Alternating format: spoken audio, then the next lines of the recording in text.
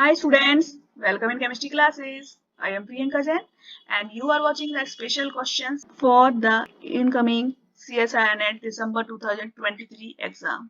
यहाँ पर मैं आप लोगों के लिए स्पेशल वीडियोस बना रही हूँ जिसमें मैं अलग अलग क्वेश्चन पेपर से अलग अलग बुक से आपके लिए क्वेश्चंस निकाल रही हूँ। कौन से क्वेश्चंस आपके लिए इंपॉर्टेंट हो सकते हैं, किस टाइप के क्वेश्चंस आपको लगाने हैं, ये बेसिक आइडिया यहाँ पर मैं कुछ कराने की कोशिश कर रही हूँ। ठीक है, आई होप आपको वीडियोस पसंद आ रहे होंगे। तो देखिए, कुछ क्वेश्चन प्रैक्टिस यहाँ पर होती रहेगी, कुछ मेरे प्लेलिस्ट में अलग से भी वीडियोस दिए हुए हैं जहाँ पर बहुत सारे क्वेश्चंस मैंने भी पहले कराए हुए हैं, तो वो वीडियोस भी आप देखते रहिए। कहीं कोई प्रॉब्लम आ रही है तो मुझे कमेंट कर सकते हैं आप। ठीक है, तो चलिए क्वेश्चंस देखते हैं। एक क्वेश्चन आपसे पूछा गया है, देखिए एनवायरमेंटल केमिस्ट्री से है। In stratosphere the radical Cl radical है यहाँ पर, produced from chlorofluorocarbons react with O3, ozone के साथ इसकी रिएक्शन हो रही है। ठीक है, ये आपको दिया हुआ है यहाँ पर कुछ इस टाइप से, तो आपको बताना है यहाँ पर x क्या है और y क्या है। ठीक है, तो यहाँ पर बेसिकली आपसे रिएक्शन पूछी गई है। देखिए यहाँ पर आपको क्या दिया हुआ है, Cl रेडिकल है। ठीक है, इसकी O3 के साथ रिएक्शन हो रही है, तो O3 में से एक्चुअली में आपको पता है O3 की टेंडेंसी होती है वो O2 में चेंज हो जाता है। ठीक है, अगर आपको कुछ नहीं भी पता है तो आपको ये पता होना चाहिए O3 जो होगा वो O2 में चेंज होगा। तो यहाँ पर जो नया रेडिकल बनेगा या नया जो कंपाउंड बनेगा वो क्या बनेगा, ClO। ठीक है, ये एक रेडिकल होगा। ठीक है, ओके, ये रेडिकल था, एक ऑक्सीजन इससे आके मिल गई, एक रेडिकल बन गया। अब दो ClO रेडिकल आपस में मिलेंगे तो क्या बनेगा, ClO होल ट्वाइस, ये बन जाएगी गैस। ठीक है, अभी ये जो ClO होल ट्वाइस ये क्या करेगी, ये आपको देगी एक तो Cl रेडिकल। ठीक है, इसके अलावा अब आपके पास क्या बचा, जो बचा वो आपको यहाँ पर लिख देना है, ClO रेडिकल। ये हो गया आपका Y। ठीक है, तो X क्या है, X है ClO रेडिकल। कहाँ कहाँ दिया हुआ है, इसमें भी दिया है, देखिए इसमें भी दिया है और इसमें भी दिया है। ठीक है, तो ऑप्शन सी तो कैंसिल हो गया। अभी आपको Y क्या दिया है, ClOO, तो ये आपको यहाँ दिया हुआ है, इसलिए ऑप्शन नंबर बी आपका करेक्ट आंसर है। ठीक है, चलिए नेक्स्ट क्वेश्चन देखते हैं। ये देखिए, एक बिल्कुल नए टाइप का क्वेश्चन है, इसलिए मैंने सोचा आपको बताना जरूरी है। क्या क्वेश्चन है, the following reaction sequence is an example of. ये जो रिएक्शन सीक्वेंस आपको दिया है वो क्या है, convergent synthesis, linear synthesis, diverted synthesis या डाइवर्जेंट सिंथेसिस। एक्चुअली में ये जो आपको दिया हुआ है सीक्वेंस, ये कन्वर्जेंट सिंथेसिस है। कन्वर्जेंट मीन्स देखिए बहुत सारी चीजें हैं, हम कन्वर्जेंस वैसे भी पढ़ते हैं तो क्या होता है, ज्यादा से कम की तरफ जाना, मतलब चार है तो वो तीन रह गए, तीन फिर दो रह गए, फिर एक रह गया, इस तरीके से जो चीज हो रही है ना, इस तरीके से, इसे हम कहते हैं कन्वर्जेंस।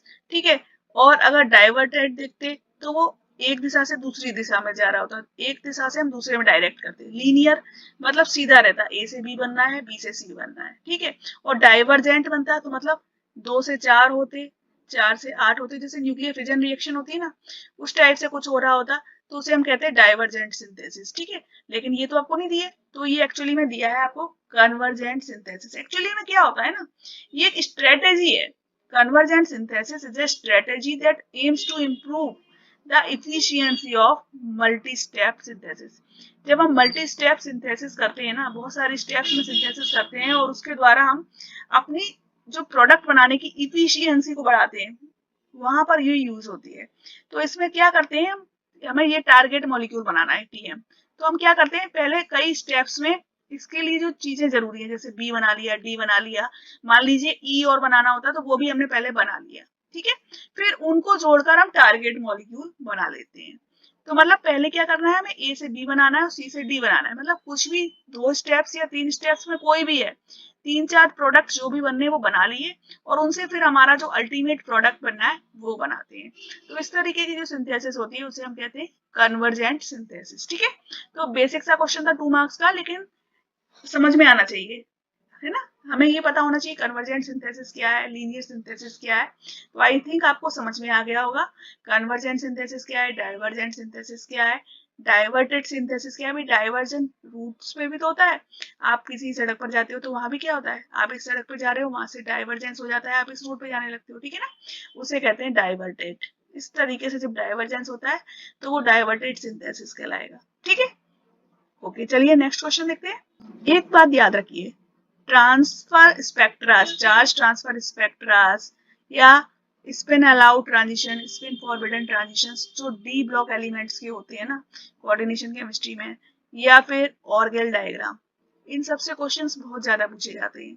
मेरा ऑर्गेल डायग्राम का वीडियो बहुत स्टूडेंट्स देखते हैं और लोगों को बहुत पसंद आता है, तो अगर आपने नहीं देखा है तो प्लीज उस वीडियो को देखिएगा, आपके सारे कॉन्सेप्ट क्लियर हो जाएंगे। तो एक्चुअली में क्या पूछा गया है क्वेश्चन में आपसे, an octahedral D6 complex has a single spin allowed absorption band. ठीक है, D6 कॉम्प्लेक्स आपको दिया है ऑक्टाहेड्रल। ठीक है, ऑर्गेल डायग्राम में हमें यही पता होना चाहिए कि दिया गया है, D6 ऑक्टाहेड्रल दिया है, तो इसमें एक single spin allowed absorption band मिल रहा है। हमें बताना क्या है, स्पिन ओनली मैग्नेटिक मूवमेंट बताना है और इलेक्ट्रॉनिक ट्रांजिशंस जो हो रहा है वो बताना है। ठीक है, बहुत सिंपल क्वेश्चन है। देखिए आपको पता है जब भी D6 ऑक्टाहेड्रल दिया होता है या D4 ऑक्टाहेड्रल दिया होता है, इनके केस में जो आपका टर्म होती है वो कौन सी होती है, 5D। रटाया हुआ है मैंने आपको ऑर्गेल डायग्राम में। देखिए कोऑर्डिनेशन केमिस्ट्री के वीडियोस हिंदी में भी अवेलेबल है, इंग्लिश में भी अवेलेबल है। Okay, coordination chemistry is available in both Hindi and English, तो मेरे ख्याल से आपको कोई प्रॉब्लम नहीं आनी चाहिए वहां पर। ठीक है, तो 5D टर्म है। अब D6 है तो हमेशा याद रखिए ये हाई स्पिन कॉम्प्लेक्सेस होते हैं, जब भी आपको ऑर्गेल डायग्राम दिए हुए हैं तो वो हाई स्पिन होगी। तो D6 कैसे बनेगा, ये हो गया आपका T2G लेवल और ये हो गया EG लेवल।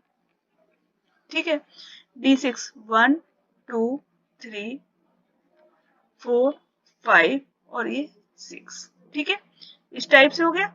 तो यानी कि आपका जो लास्ट इलेक्ट्रॉन है वो T2G में जा रहा है, यहाँ पर से इलेक्ट्रॉन्स का ट्रांसफर कहाँ होगा, EG में होगा। ठीक है, तो जो ऑर्गेल डायग्राम आपका बनकर आएगा वो किस टाइप से आएगा, इस टाइप से आएगा। ये T2G और इससे EG में एक इलेक्ट्रॉन का ट्रांसफर हो रहा है, इस टाइप से होगा। ठीक है, तो ये एक बैंड आपको देखने को मिलेगा, स्पिन अलाउड बैंड, जो किस वजह से देखने को मिल रहा है आपको, T2G से EG में ट्रांसफर की वजह से। और ये आपकी स्टेट जो आपको टर्म मिली थी वो क्या थी, 5D, तो ये भी क्या होगा, 5T2G से 5EG में ट्रांसफर हो रहा है। ठीक है, तो देखिए ऑप्शन सी में दिया हुआ है 5T2G से 5EG में ट्रांसफर। ठीक है, तो इसलिए ऑप्शन सी आपका राइट आंसर है। अब एक बार आप यहाँ पर इसका मैग्नेटिक मूवमेंट और निकाल कर देख लीजिए। आपकी स्पिन मल्टीप्लिसिटी देखिए 5 है, दी हुई है। ठीक है, तो निकालने की कोई जरूरत नहीं है, नीड नहीं है। आपको म्यू की वैल्यू निकालनी है तो वो आप यहाँ पर रख दीजिए। ठीक है, नंबर ऑफ अनपेयर्ड इलेक्ट्रॉन्स यहाँ पर कितने हैं, देखिए 4 है, 1 2 3 4, अंडर रूट n +2, तो यहाँ पर रख दीजिए इसकी वैल्यू 4 4 + 2, तो कितना आया यहाँ पर 6 × 2 24, रूट ऑफ 24 जो कि 4.9 bm होगा। ठीक है, तो इसलिए मैग्नेटिक मूवमेंट आपका 4.9 bm होगा, आंसर होगा ऑप्शन नंबर सी। ठीक है, चलिए नेक्स्ट क्वेश्चन देखते हैं। एक देखिए न्यूक्लियर केमिस्ट्री से ये जो क्वेश्चन है, इस टाइप के क्वेश्चंस आपने देखे होंगे, बहुत बार पूछे जाते हैं और मैंने ये क्वेश्चंस आपको न्यूक्लियर केमिस्ट्री पढ़ाते समय पूरे कराए हैं। मैंने जितने क्वेश्चंस मुझे मिले मैंने आपको क्वेश्चंस कराने की, एग्जांपल्स कराने की पूरी कोशिश करी है। ठीक है, तो इस टाइप का क्वेश्चंस आता है जब भी, तो हमको देखना है आपका चेंज कहाँ से हो रहा है, 234 थोरियम से, ठीक है, चेंज कहाँ तक हो रहा है, 230 थोरियम 90 तक। ठीक है, सबसे पहले आप ये देखिए इसमें मास नंबर में कितना चेंज हो रहा है, 34 और 234 माइनस 230 यानी कि 4 नंबर का चेंज आ रहा है, यानी कि 4 नंबर डिक्रीज हो रहा है। और 4 नंबर किसके लिए हो रहा है, 4He2। ठीक है, यानी कि एक अल्फा पार्टिकल निकल गया। ओके, इसको हम कह सकते हैं एक अल्फा पार्टिकल, और यही कहते हैं ना, हीलियम के न्यूक्लियस को कहते हैं अल्फा पार्टिकल।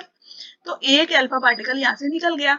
जब एक अल्फा पार्टिकल निकला तो क्या हुआ, ये 2 का एटॉमिक नंबर में भी तो चेंज आया, यानी कि क्या होना चाहिए था, 234 TH 90 जो था वो किस में चेंज हो जाना चाहिए। देखिए ये क्या हुआ, 230 जो x, ये बना x कंपाउंड। ठीक है, 230x जो है अभी यहाँ पर जब आपने 90 में से 2 निकाल दिया तो कितना बचा 88।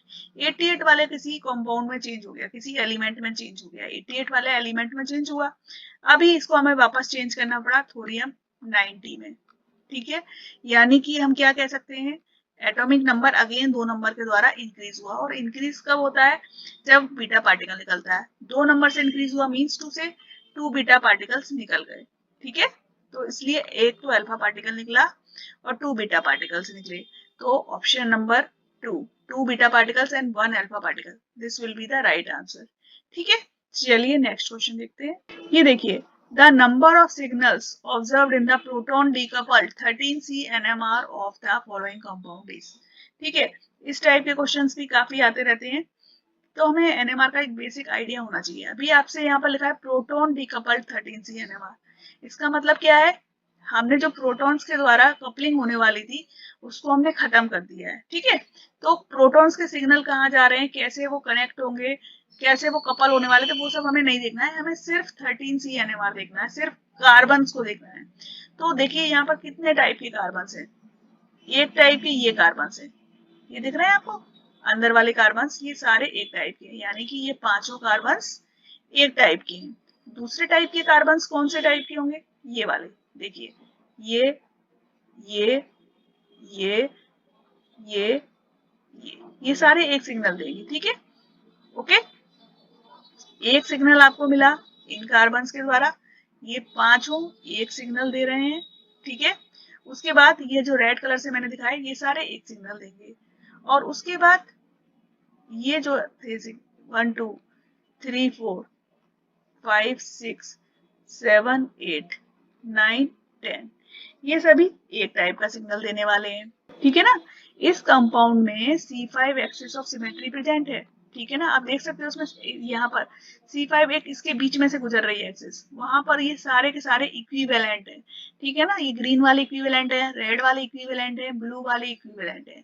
तो टोटल आपको यहाँ पर कितने टाइप के कार्बन दिख रहे हैं, एक टाइप के जो ये ग्रीन वाले हैं वो, दूसरे टाइप के जो रेड वाले हैं वो, और तीसरे टाइप के जो ब्लू वाले हैं वो। तो टोटल आपको 3 सिग्नल्स यहाँ पर मिलने वाले हैं, ठीक है। इसलिए option number C right answer है, 3 सिग्नल्स आपको मिलेंगे। चलिए नेक्स्ट क्वेश्चन देखते हैं। एक देखिए, एरोमेटिसिटी से भी क्वेश्चन पूछा जाता है, बहुत छोटा टॉपिक है लेकिन हमको इसको नेग्लेक्ट नहीं करना है। एरोमेटिसिटी से भी क्वेश्चन पूछा जाता है, हमें ये पता होना चाहिए कि कौन सा कंपाउंड एरोमेटिक होगा और कौन सा नहीं होगा। तो एरोमेटिक होने के लिए कंपाउंड में 4n+2 पाई इलेक्ट्रॉन्स होने चाहिए, कंपाउंड प्लेनर होना चाहिए, ये 2 कंडीशंस होती है। और क्या कंडीशन होती है, उसमें कॉन्जुगेशन होना चाहिए और साइक्लिक स्ट्रक्चर होना चाहिए। तो ये प्रॉपर्टीज जब फुलफिल हो रही होती है तो वो कंपाउंड कैसा होता है, एरोमेटिक होता है। अभी ये सारे आपको प्लेनर दिख रहे हैं, साइक्लिक भी है, कॉन्जुगेशन भी है। तो हमें सिर्फ क्या काउंट करना है, पाई इलेक्ट्रॉन्स का नंबर, ठीक है।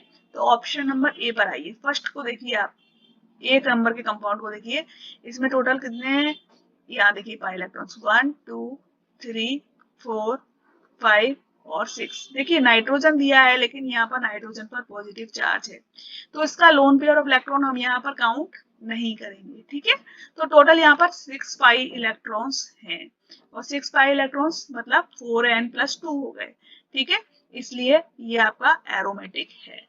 अब दूसरा देखिए, ये आपको दिया हुआ है, यहाँ पर देखिए 1 2 3 4 5 6 7 8 इलेक्ट्रॉन्स तो ये हुए, और दूसरा सल्फर पर देखिए कोई चार्ज नहीं दिया है, तो इसके पास 2 पाई इलेक्ट्रॉन्स होंगे जो कि कॉन्जुगेशन में इन्वॉल्व होंगे, क्योंकि एरोमेटिसिटी से एक्चुअली में कंपाउंड को बहुत ज्यादा स्टेबिलिटी मिल जाती है, ठीक है।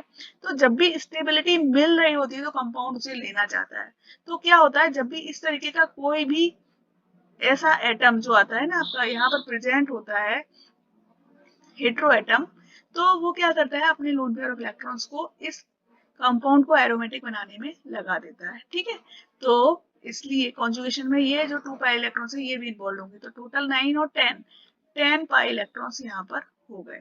इसलिए ये कंपाउंड भी कैसा है, 4n+2 रूल को शो कर रहा है, ठीक है। इसलिए ये भी कैसा है, एरोमेटिक है। अभी इसमें आते हैं, देखिए 1 2 3 4 5 6 7 8 9 10 11 और 12, टोटल यहाँ पर 12 पाई इलेक्ट्रॉन्स हैं, ठीक है।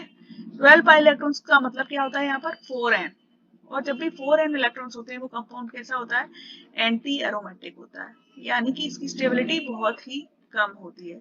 तो इसलिए जो आपका कंपाउंड नंबर सी है वो एंटी एरोमेटिक है, इसको हम नहीं कहलाएंगे। ठीक है, तो option number D, only A and B, ये आपका राइट आंसर है।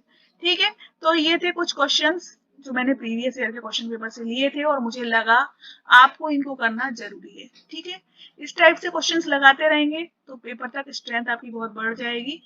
क्वेश्चंस लगाते रहिए, प्रिपेयर करते रहिए। मेरे वीडियोस में बहुत सारे क्वेश्चंस और भी दिए हुए हैं, उनको सर्च मारिए और वो क्वेश्चंस भी लगाइए। ठीक है, कहीं कोई प्रॉब्लम आ रही है मुझे कमेंट करिए, मैं आपको और वीडियोस दूंगी और क्वेश्चंस कराने की कोशिश करूंगी। Till then, bye bye, thank you.